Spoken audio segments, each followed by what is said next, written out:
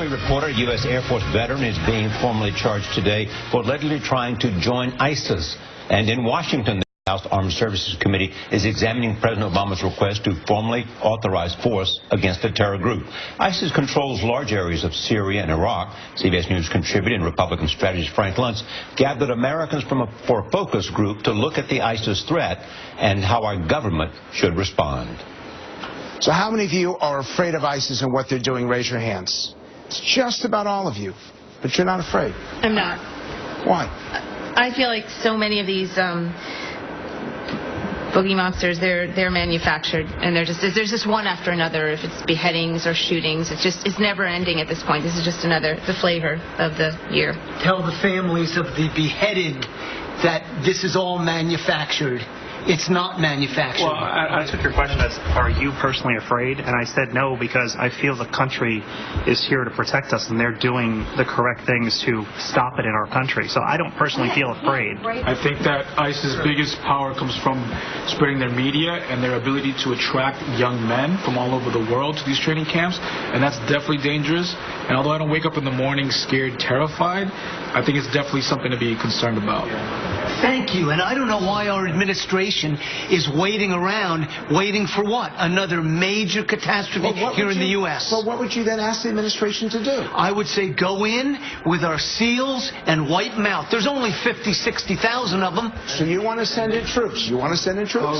You know, the challenge is that, yes, we want to eradicate them and eliminate them. We can't do it on our own. We don't have the intelligence. We have to use our allies to do that. We can't be the lead on this again. Do I want one young man or woman in this country to have to give their lives? Absolutely not. At what cost?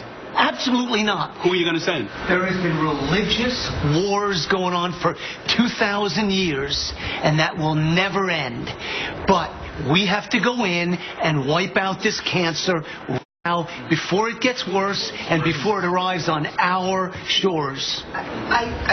I think that America needs a new strategy, and it's not just something that's within the United States. I think it's on a global level, and I think what we've learned from Afghanistan and the previous wars is that, you know, we can send a lot of troops over there, and we can end up with a lot of body bags coming back. And I think there needs and our inept economic administration has no plan. That's why we need new leadership in this country.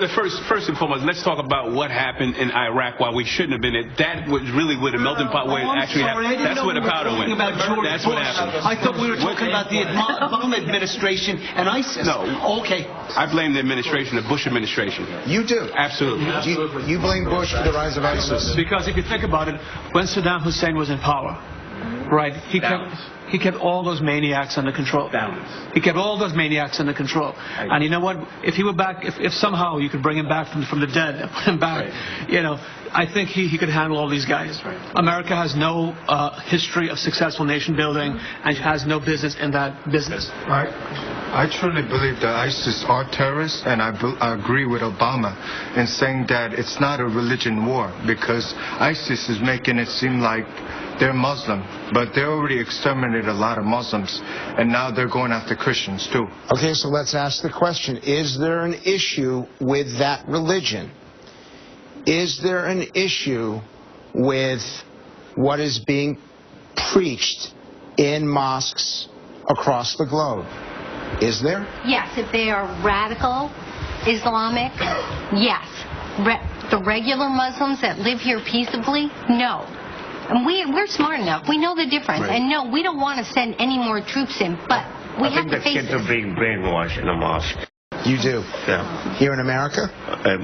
Most of the mosques. I mean, the imams, I think they're brainwashing the kids. In America? Yeah.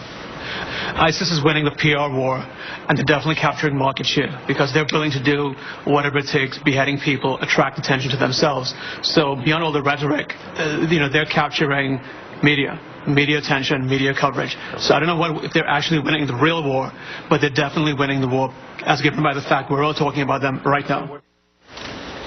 Frank Luntz joins us now. Good morning. Good morning. What's the takeaway from this? In essence, ISIS is winning because we're actually talking about this, that they've created terror, and that's the goal of terrorism.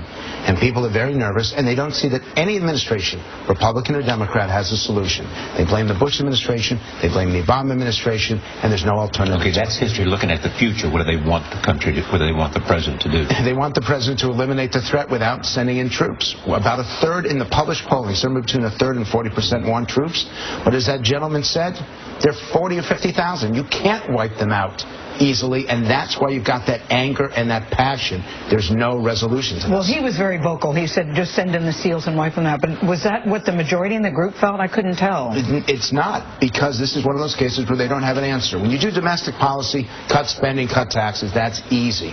When it comes to foreign policy and national security, they don't have a consensus, and they don't see any leadership coming from Washington from either party to resolve it. I think 2016 is going to be all about foreign policy and national security because of comments like that. For the first time since 2004, really, right? This is the most nervous people have been in 10 years, and that's why just as 2004 did, 2016 will resolve and revolve around who's got the answer to remove that fear. Because 08 was the economy and 12 was the economy as well. And a referendum on Obama. 2016 is going to be who's going to make me feel safe and secure in my home and in my country.